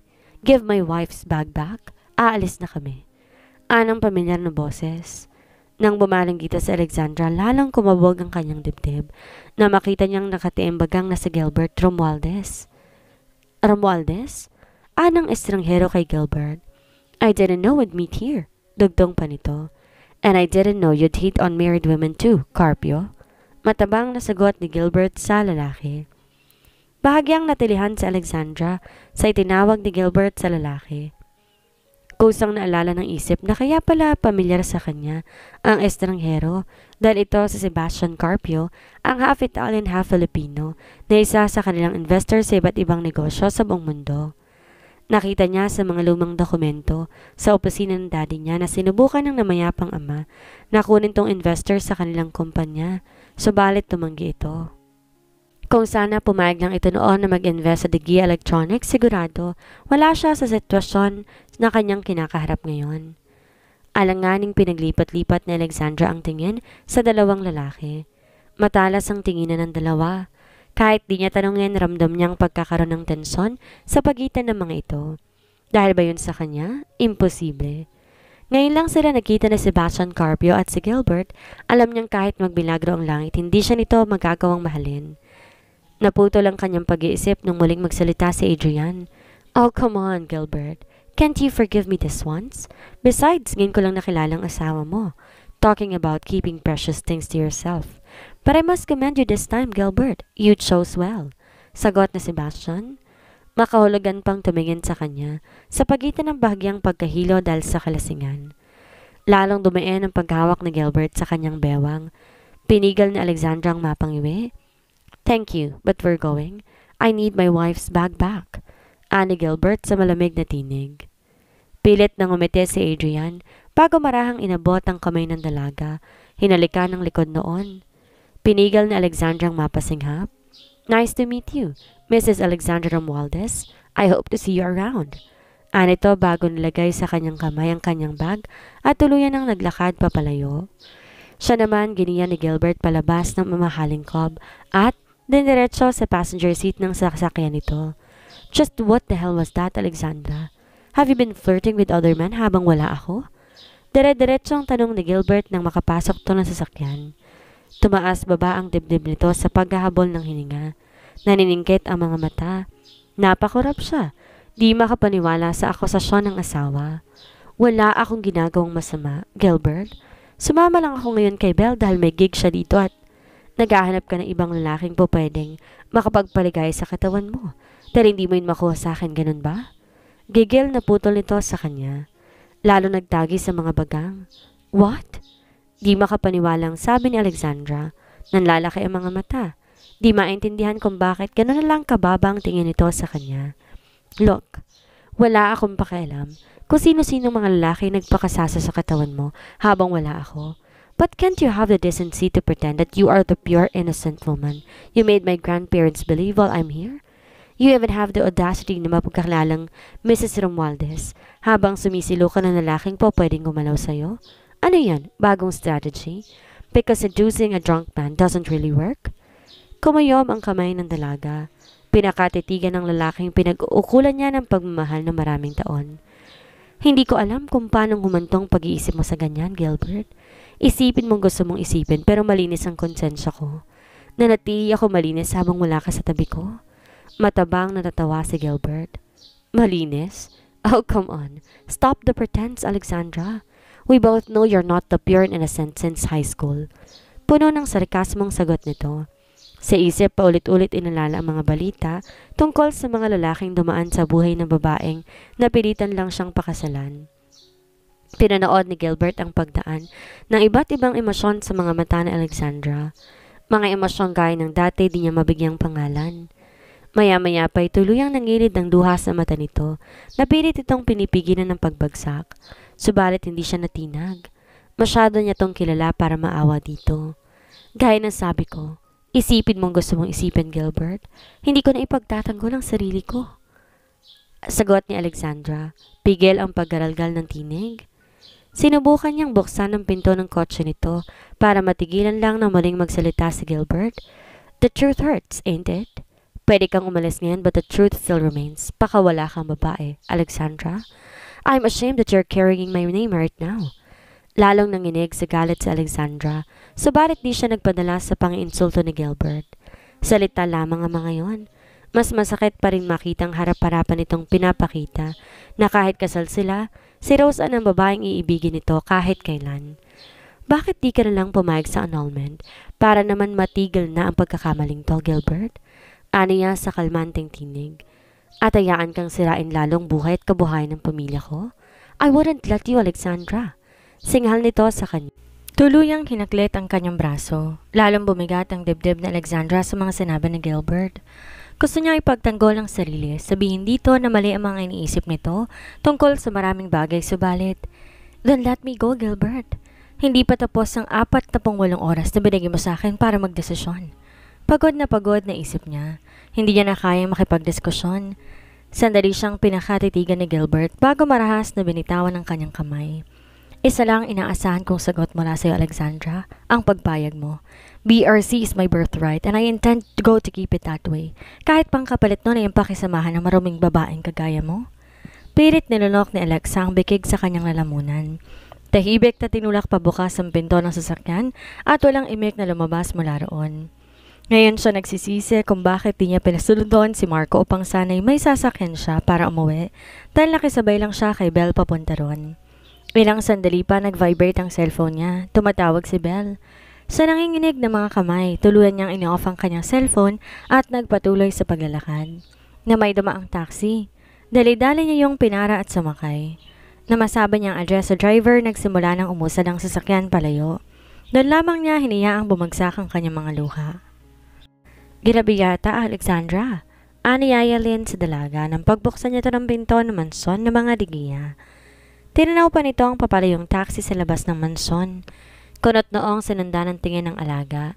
Sa dibdib ay ang matinding pag-aalala na di naman ito maiwasang maramdaman dahil dati itong yaya ni Alexandra at ngayon ngay kaisa isang katulong na naiwan sa manson nang mapilitang magbawas ng tauhan ng dalaga dahil sa malaking pinansal na suliranin na kinakaharap nito. May pinuntahan lang po kami ni Belle, yaya, sagot ni Alexandra. Nagdire-diretso sa pagpanhik sa hagdan. Nagtaksi ka ba, anak? Sana tinawagan mo lang ako na magpapasundo ka. Maaari ko namang gisingin si Marco at... Nabitin sa ere ang sana'y sasabihin na matanda nang pumihit paharap dito si Alexandra at bahagyang umiti. Don't worry, yaya. Maayos naman po ako nakauwi. Anito takmang muling aakit ng hagdan. Sandali, kumain ka na ba? Teka, iinit ko yung pagkain kanina at... Wag na po, yaya. Kumain na po kami ni Belle kanina. Pagsasinungaling ng dalaga. Sa totoo lang, gutom siya. Maging kaninang tanghalian, konti lang rin ang nakain niya. Subalit sa mga oras na yun, mas nangibabaw ang pagod kaysa kanyang gutom. At wala na siyang nais pang gawin kundi matulog na lamang upang panandalian dahil maisip ang problemang siguradong magigisna na naman niya kinabukasan. Matulog na po kayo, yaya. Masama rin po sa inyo magpuyat, baka sumpungin na naman kayo ng rayuman ninyo. Dugtong pa ni Alexandra bago muling umakyat ng hagdan. Alexandra, sandali. Ano kasi, nagpunta rito yung mga tauhan ng electric company kanina. Inahanap ka kasi hindi ka raw nila naabutan sa opisina at sadyang inaarang daw ng mga empleyado sa factory ang pakikipag-usap sa'yo. May iniwan silang sulat, anang katulong. Mabilis sumakbang patungo sa coffee table sa may sala at kinuhang isang puting sobre bago yun iniabot sa kanya. Eto, kumakabog man ang dibdib, nagmamadaling binuksan ni Alexandra ang sulat. Isa yung demand letter. Pinagbabayad na siya ng electric company ng kabuang utang ng Digay Electronics na 3 milyong piso na may palugit hanggang sa makalawa. Lalong nanlumo si Alexandra, subalit pilit na nilihim yon sa matandang katulong. Ayaw niya na tong bigyan pa ng alalahanin. Sige po, yaya. Babasahin ko rin ang puto ng buo sa kwarto ko. Anang dalaga bago tuluyan umakyat sa hagdan. Pagdating sa kanyang silid, pagod na napasandal sa Alexandra sa dahon ng pinto. Gusto niyang muling umiyak, subalit alam niyang hindi ang pagluhang sagot sa kanyang mga problema. Sandali siyang pumikit. Kinalma, nagugulo ang isip bago nagtungo sa banyo at nag-shower. Nantuluyan siyang makaligo at makapagpalit ng damit. Dumiretso siya sa dating silid ng kanyang mga magulang at wala sa sariling dumiretso sa bureau kung saan nakadisplay ang mga retrato na namayapan niyang ina at ng daddy niya at ng madrasta. Ilang sandali pa, hindi niya na napigilan pa ang mapaluha. Napakaraming tumatakbo sa kanyang isip, mga suliranin, mga agam-agam sa hinaharap at mga sana na kahit paulit-ulit niyang isipin hindi rin naman magbabago ang kasalukuyan niyang sitwasyon. Dad, hindi ko na alam ang gagawin. Aniya sa pagitan ng paghigpi. Tuluyan nang sinubsob mukha sa mga palad. Ilang minuto ring hinayaan ni Alexandra ang sarili na umiyak. Kung maaari lang sana, iiyak na niya ngayon ang lahat. Doon sa silid na yon kung saan walang nakakakita sa kanya, kung di mga alaala lamang na mga namayapang magulang. Subalit sa nakalipas na mga linggo na pagtanto niya, hindi nauubos sa mga luha hanggat di naghihilom ang sakit sa kanyang puso. At kung kailan siya maghihilom sa lahat ng pasakit na dinulot sa kanya na nakalipas sa 3 taon sa buhay niya, hindi niya alam. Maya-maya pa nagpunas na siya ng luha at pinilit ang sariling kumalma. Muli niyang pinagmasdan ang retrato ng kanyang namayapang ina, si Rosalinda Digia. Maraming nagsasabing kamukha niya ito at naman niya rito ang natural na caramel eyes at brown hair color niya. Yun lang marahil ang pinagkatulad nila ng ina. Dahil kahit maikli ang naging buhay ng kanyang ina, nakita naman niyang masayang naging buhay nito. Malayong malayo sa naging buhay niya na puno ng pagdurusa. Maya-maya pa dumako ang tingin niya sa kwintas na suot nito sa retrato. Muli niyang kiniyom ang kanyang mga kamay. Sandaling nagdalo ang isip at puso. Sa huli, napilitan siyang humakbang patungo sa vault na nasa walk-in closet. Nang tumambad sa kanya ang pinakaiingatang kwintas ng namayapang ina, muling napahagulgol sa Alexandra. "Sorry, Mommy. I'm sorry." Aniya bago yun kinuha. "Ma'am, may iuutos pa po kayo?" Untag na Jenny kay Alexandra. Nang manatiling tahimik ang dalaga, matapos ibalita ng sekretary na naibenta ng kwintas na dinala nito kanina sa opisina. At naibayad na rin sa electric company ang napagbentahan. Kumarap-kurap si Alexandra, marahang ipinilig ng ulo.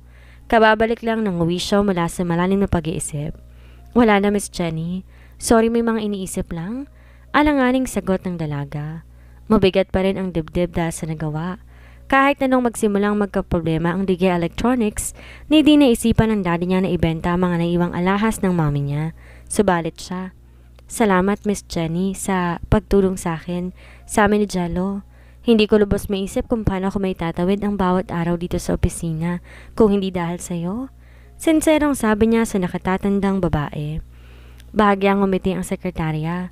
"Naging mabuti si Sir Antonio sa pamilya ko, Alexandra. Marami siyang naitulong sa amin noong nabubuhay pa siya. Mga kabutihang ni ayaw ipagsabi na siya ang may gawa. Kung kaya ko lang sagutin lahat ng problema mo ngayon, Alexandra, matagal ko nang ginawa. Subalit ipinapangako kong mananatili ako sa tabi mo hanggat kailangan mo ng serbisyo ko." Anito bago tuloy ang lumabas ng opisina ni Alexandra. Kahit papano, gumaan ang pakiramdam ni Alexandra sa sinabi ng sekretarya ng namayapang ama. Ramdam niya ang proteksyon nito sa kanya dahil alam nito nangangapa siya sa trabaho. Ito ang nag-utos na hindi siya maaaring kausapin ng kung sino man. Bahagyang humapdi ang kanyang dibdib na maisip na kung sakaling hindi siya makagawa ng paraan para isalba ang kanyang kumpanya, she'd have to let go of Miss Jenny too. Isa namang taong may malasakit sa kanilang magkakapatid ang mawawala sa buhay nila. Tumikim si Alexandra. Tumayo sa swivel chair. Tinanaw ang papalubog na araw mula sa glass wall panel. Madalas nang iguhit ang sunset noon, nung maayos pa siya at may natitira pang pag-asa sa buhay. Subalit ngayon, biglang tumunog ang cellphone niya. Agad na yun kinuha sa kanyang table at tinignan. May text message si Gilbert. "One day down. Bukas sa gantong oras inaasahan kong sagot mo, Alexandra." Napabuga na lang ng hininga ang dalaga. Isang araw. May isang araw pa siya para magdesisyon. Sana ngayon tamang mapili niya. "Echo, ano sa tingin mo kung lumipat tayo ng bahay? Yung mas maliit at yung kasya lang tayong apat ni Yayalin at Marco. Pero may kwarto ka pa rin, yung toy collection mo, dadalhin din natin. Tapos, pipiliin natin bagong bahay. Yung may access pa rin sa pool at malapit din sa school mo at saka sa work mo. Ano sa tingin mo?" Alanganing tanong ni Alexandra sa kapatid habang kumakain sila ng hapunan. Silang dalawa lang ulit sa mahabang dining table. Natigilan si Angelo. Marahang tumingin sa nakatatandang kapatid. "Ate, ibibenta na talaga natin tong bahay?" Malungkot na tanong nito. Unti-unti binitawan ng mga kubyertos na hawak. Bumigat naman ang dibdib ni Alexandra. Nakokonsensya siya. Alam niya, nangako siya sa kapatid na hindi sila aalis sa bahay na yon kung saan sila lumaki at namulat. Ang bahay na saksi sa masasayang araw ng kanilang pamilya. Subalit, nagdesisyon na siya. Mas mabuti pa na ang mansyon na lang ibenta niya ang mansyon kaysa tuluyang makatali kay Gilbert at sa malupit na gawin nito. Inabot ng dalagang kamay ng kapatid. Pilit na nilunok ang bikig sa kanyang lalamunan. "May malaking problema kasi ngayon ng kumpanya, Jello. Ang solusyon lang na naisip ko ngayon, ibenta tong bahay. Naintindihan mo naman si ate, di ba?" Sandaling tumitig si Angelo kay Alexandra. Pilit iniintindi ng kanyang murang isipan ang mga pahayag ng kapatid. Maya-maya pa yumuko ng bata, marahang tumango. Humigpit naman ang hawak ni Alexandra sa kamay ng kapatid. Alam niya mahirap din dito ang gagawin niyang desisyon, subalit yun na lang naiisip niyang tamang paraan upang maisalba ang kanilang kumpanya. Salamat at naiintindihan mo si Ate Jello. Ayoko mangako pero kapag maayos na ang lahat, pipilitin kong makabawi tong bahay para sa iyo. Aniya bago inabot ang pisngi ng kapatid. Sige na, kumain ka na ulit tapos mamaya maglalaro tayo ng Scrabble. Diba lagi kayo naglalaro nun na Daddy at Mommy, Eileen? Pilit nang umiti si Angelo bago nagpatuloy sa pagkain. Nang talungin to ni Alexandra tungkol sa school nito, bibo ulit tong sumagot na parang agad na nakabawi sa malungkot na balitang sinabi niya. Kung sa bagay mabait namang bata si Angelo, masunurin din kahit noon pa man. Nasisiguro niyang hindi to nahihirapang makibagay sa pag-alis nila ng mansyon. Ate, kapag malaki na ako, tutulungan kita sa lahat ng problema mo para di ka nahihirapan. Sabi ni Daddy noon, pag big boy na ako, pwede na raw ako mag-work. Inosenteng sabi ni Angelo. Bumalik sa masaganang pagkain. Ngumiti si Alexandra. Marahang ginulo ang buhok ng kapatid.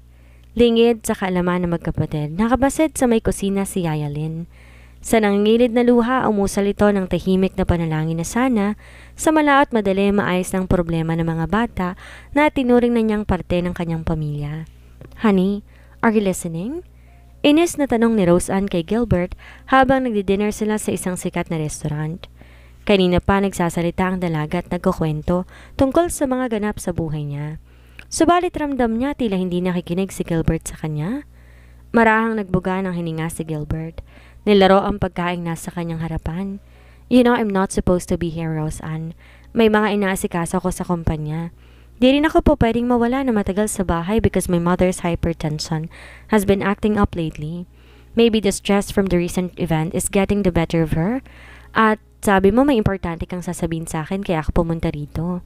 Please get straight to the point, Rose Ann, and say what you need to say.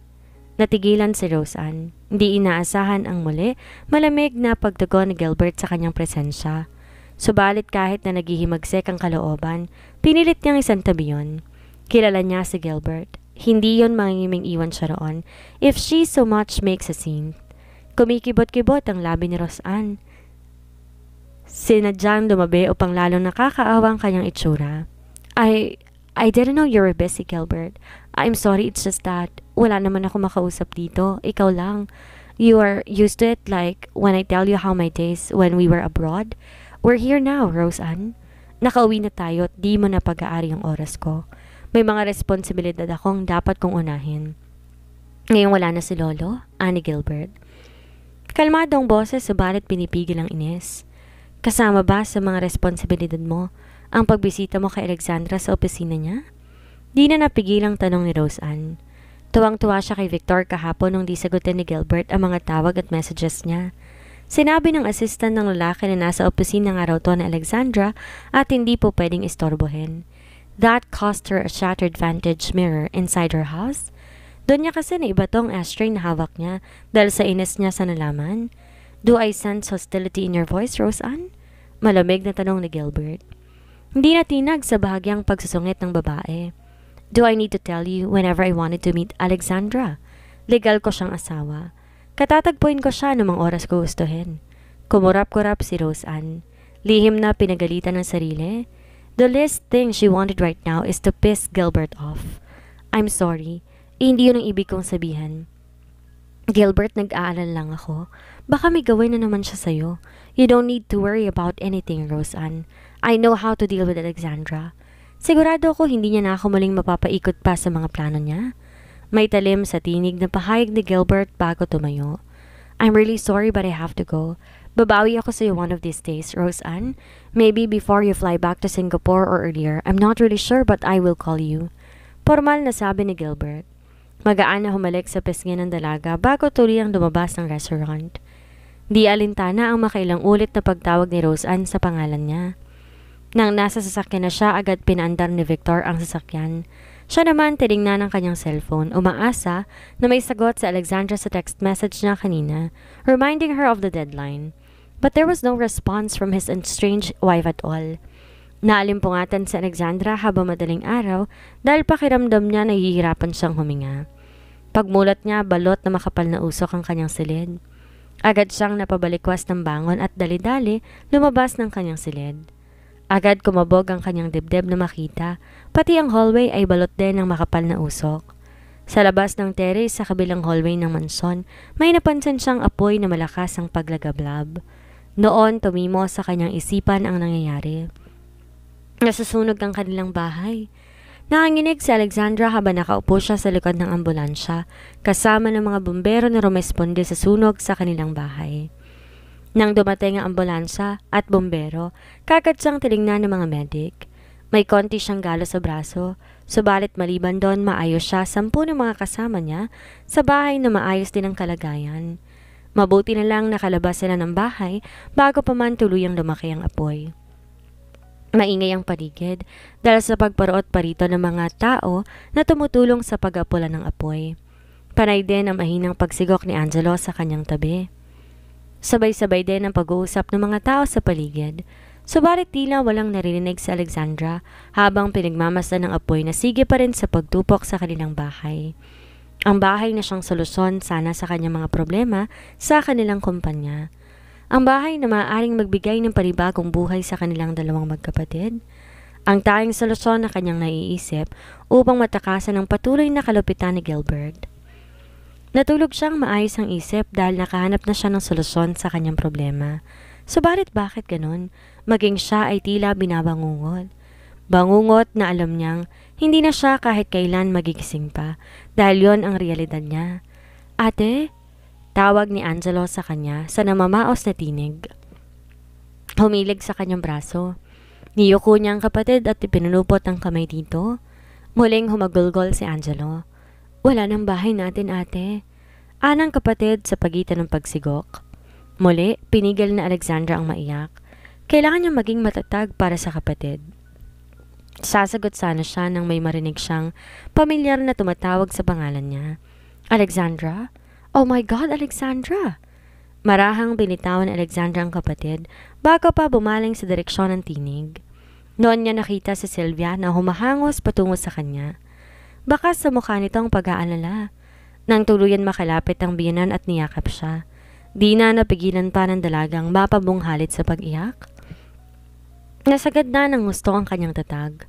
Gusto pa nga sana niyang magtapang-tapangan, subalit sa pagkakataong yon ubos na siyang talaga. Mabigat ang kanyang dibdib, magulo ang kanyang isip. We came as soon as the news broke out, Alexandra. Umpisa ni Sylvia. Marahang hinagod ang likod na Alexandra bago bahagya itong pinakawalan. We? Wala sa sariling sambit ng dalaga. Tumango ang biyanan. Me and Gilbert. Anito at hinayon pa ng tingin ng anak na noon. Nakikipag-usap sa hepe ng mga bombero na kasama sa mga responde sa sunog. Binaling din ni Alexandra ang tingin sa direksyong tinitingnan ni Sylvia. Doon niya nakita si Gilbert, kausap ang isa sa mga bombero. Ayaw niya sanang paniwalaan ang sinasabi ng biyanan, subalit naka-lounge pants lang si Gilbert na madalas itong gamit sa pagtulog, at t-shirt na kung paano na lang din sinuot. Maging si Sylvia pinatungan lang din ng roba ang suot nitong pajama. They really just came off the bed just to be there with her. Hindi tuloy alam ni Alexandra kung ano ang mararamdaman. Lalo pa binalot ng kalituhan ng kanyang isip nang bumaling si Gilbert sa kanya mula sa pwesto nito sa di kalayuan. May iba siyang emosyon na nababanaag sa paraan ng pagtitig nito. Emosyon na hindi niya kayang pangalanan. Subalit alam niyang hindi yun pagkamuhi gaya na madalas itong ipakita sa kanya. Sa amin muna kayo sa mansyon matutulog ngayong gabi, ha? Huwag ka lang umiyak, sabi ng daddy mo. Brave boy ka, diba, Jello? Narinig niyang alon ni Sylvia sa kapatid. Muli siyang bumaling sa kapatid. Sakto naman nag-angatin to ng tingin sa kanya. Puno ng katanungan at agam-agam ang mata nito kaya naman napilitang umiti si Alexandra at marahang hinaplos ang buhok nito. Doon na lang muna tayo sa kanila, Jello. Huwag kang mag-alala. Sasamahan ka ni ate? Paniniguro ng dalaga sa kapatid na bahagya lang tumango at muli yumakap sa kanya. Sandaling nagpaalam si Sylvia sa magkapatid. Pagbalik nito kasama na nito sina Yayalin at Marco. Ma'am, ako na lang pong maiiwan ngayon dito. Sumama na lang kayo ni na Auntie Lynn at Angelo kay Madam Sylvia, ani Marco. Hinagod pa na nangingitim na kamay nito sa buhok nito. Kailangan po kasing may maiwan dito ngayon, ma'am. Anang driver, makahulugan pang tumingin kay Yayalin. Tila alam na niyang ibig sabihin ni Marco. Wala silang anumang nabitbit sa paglabas nila kanina. Kailangan may tumingin sa mga naiwan nila kung meron pa namang maaaring maisalba. Si Marco nang bahalang tumingin at magbantay dito, Alexandra, para makapahinga na rin kayo magkapatid, sabi ni Yaya Lynn. Pamangkin ni Yaya Lynn si Marco at kahit sa matanda, malaki rin ang tiwala niya dito. Muli niyang hinayon ng tingin ng manson. Wala nang apoy at tayong usok na lamang nakikita niya na lumalabas mula roon. Mabilis siya nagpunas ng luha bago makahalugan tumingin kay Yaya Lynn at tumango. Nasa malapit lang kotse, Alexandra, halina kayo, ani Sylvia. Marahan pang hinawakan sa kamay si Angelo at tinulungan sa pagtayo. Nagpatiuran ng maglakad ang mga to kasama si Yaya Lynn.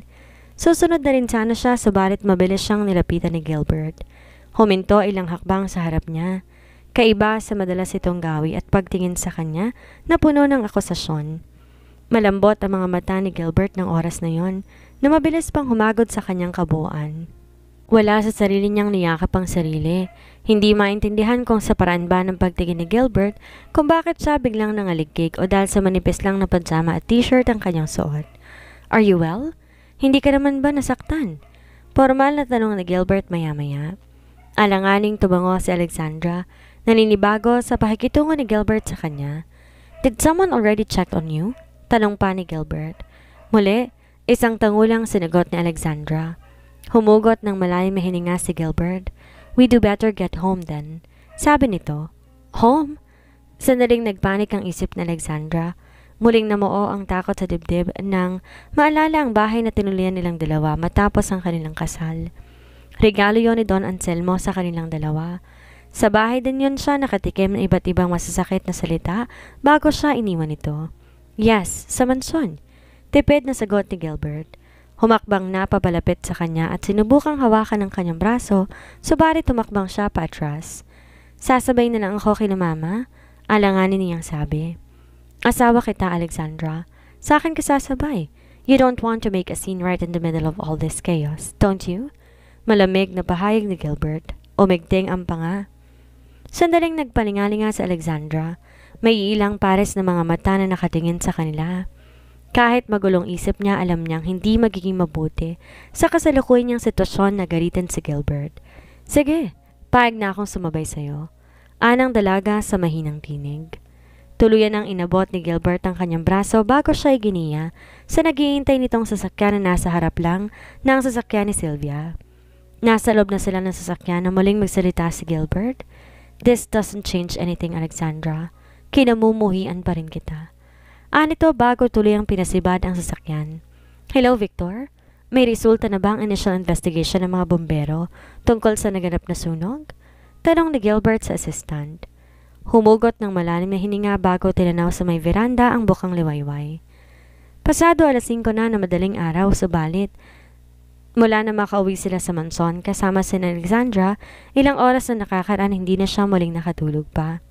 It's the adrenaline, naisip niya. Sir, kanina pa po nag-declare ng fire out ang mga bombero. Nasa loob pa sila ngayon ng manson ng mga digiya at nag-iimbestiga? Sagot ni Victor. Napapisil sa pagitan ng kanyang mga mata si Gilbert. Sige, balitaan mo ako kagad kapag may resulta na. Also, wag ka nang pumasok sa opisina ngayon. Ako na lang bahala sa sarili ko. Sabi niya bago tuloy ang pinuto ng tawag. At dahil hindi lang din siya makatulog, pinasya na lang niyang magtungo sa gym room. His father was a health buff. Ito ang nagpalagay ng gym sa manson at sa murang edad tinuruan na siya nito ng kahalagahan ng pag-ehersisyo. Too bad his father didn't know how to survive a car crash. That made him fatherless at just 18 years old. Mabilis lumabas ng kanyang silid si Gilbert nang mapadaan siya sa guest room na siyang inookupa ni Alexandra. Kusang napatigil sa paglalakad ang binata, pinagmasdan na nakapinid na pinto ng guest room. Sa totoo lang, hindi niya alam anong mararamdaman niya kanina na makita niya si Alexandra sa harap na nasusunog na manson ng mga digiya. That was the first time he saw her look so broken and helpless. Madalas umiiyak lang to o kaya naman tila walang pakialam sa mga sinasabi niyang insulto. Nalala niyang kinaiinis sa tuwing nag-uusap sila. Well, Alexandra is one great manipulator and hiding her real emotions is her forte, making a fool out of everybody she knows. Subalit kanina, Gusto niyang maniwala na talagang nag-aalala at natatakot si Alexandra sa mga nangyari. He was instantly conflicted kung aaluin niya ba ito, tutulungan o gaya ng dati pababayaan na lamang. Sa huli, inalok din niya ito ng tulong. Napag-usapan nila yon ng kanyang ina habang patungo sila sa mansyon ng mga Digia kanina. Bagay na di niya tinutulan dahil gaano man ang galit niya kay Alexandra, he's not that heartless to not allow her and his brother to stay with them for the meantime. Subalit hindi rin niya napigilang paalalahanan sa bandang huli na ito pa rin ang babaeng kinamumuhian niya at hindi na yan magbabago pa. At naroon nga ngayon si Alexandra sa guest room. Kasama niya sa isang bubong sa unang pagkakataon matapos na itong iwan 3 taon na nakakaraan. Marahang nagbuga ng hina si Gilbert bago maingat na binuksan ang pinto ng guest room. Mahimbing pa rin natutulog si Alexandra. He must admit, Alexandra really is beautiful. He had to give her that. Kung sana maganda rin ang ugali nito at hindi sinungaling, maaaring pwede niya tong pakisamahan ng maayos. But Alexandra is too rotten and beyond saving. There's nothing else in this world that he wanted but to finally sever ties with her. Only if not for that, shit provision, naisip niya. Muling napuno ng galit ang dibdib ni Gilbert. Muli, sinaraan nito ang pinto ng guest room bago bumaba ng hagdan. Subalit nasa puno pa lamang siya ng hagdan na muling tumunog ang cellphone niya. It was a text message from Victor. Sir, nakausap ko na po ang fire marshal. May resulta na po ang investigasyon. Nakatagpo sila ng basag na bote na may lamang gas at punit na tela sa may likuran ng bahay. Sigurado po sila intentional ang nangyaring sunog. Ma'am, naayos ko na po yung mga gamit na pinapalipat ninyo. Pwede na po nating dalhin lahat sa storage facility anumang oras. Balita ni Marco kay Alexandra na nooy malungkot na pinagmamasdan ang naging pinsala ng sunog sa kanilang bahay. Luckily, kalahati lang ng mansyon ang natupok ng sunog. Di nadamay sa sunog ang mga kwarto nilang mag-anak. Salamat sa pagpresenta ni Marco na maiwan doon kaninang madaling araw. Agad nitong nakita ang mga gamit na maaari pa nilang isalba. Bumaling si Alexandra kay Marco. Sige na Marco, unahin na muna yung malalaking furnitures at storage. Yung mga vault dokumento ni Daddy ako nang bahala. Sabi niya bago naglakad sa direksyon ng library. Yon ang paborito niyang parating ng mansyon. Tahimik kasi doon kaya naman doon sa madalas magpinta noon. Subalit kasama ang parating ng bahay na natupok. Kung siyang papipiliin, hindi na siya pupunta roon. Kaya lang may nais siyang makita. Isang importanteng bagay na tinago niya doon noon. Pakiramdam ni Alexandra may pumiga sa kanyang puso na makita ang mga naabong book collection nilang mag-anak. Her father and mother loved books. Kaya naman sa edad na 3, kayang-kaya niya nang magbasa. Madalas din siyang basahan ng mga kwento ng mommy niya. Nung bata pa siya kahit na madalas, nakatulugan niya ang mga yon. Those were good memories, naisip niya. Mga alaalang mananatiling parte ng kanyang nakaraan na hindi na maaaring maulit pa. Humakbang ang dalaga sa oak wood table na nasa gitna ng silid. Nilamon na ng apoy ang halos kalahati noon, subalit ang kalahati na natiling intact at di walang anumang damage. Yun ang parteng kailangan niyang buksan. Maingat na nilagay ni Alexandra ang combination sa drawer.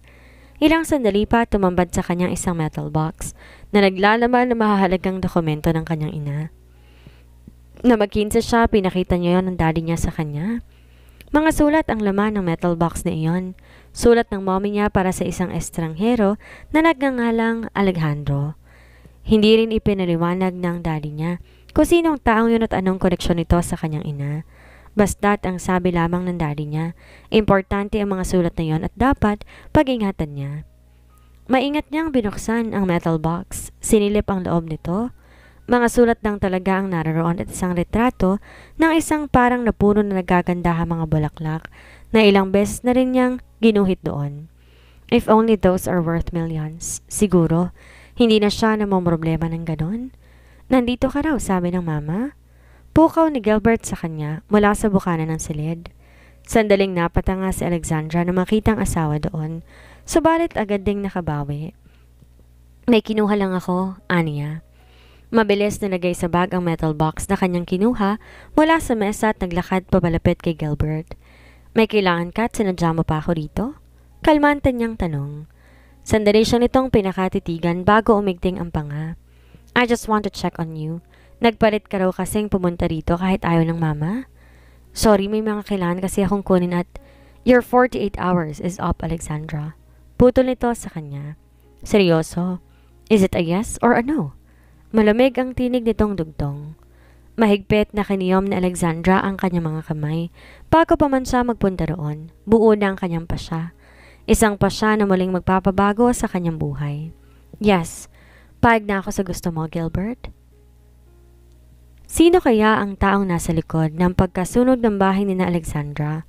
Ano ang mangyayari ngayong pumayag na si Alexandra sa kagustuhan ni Gilbert? Yan ang ating aalamin sa susunod nating kabanata.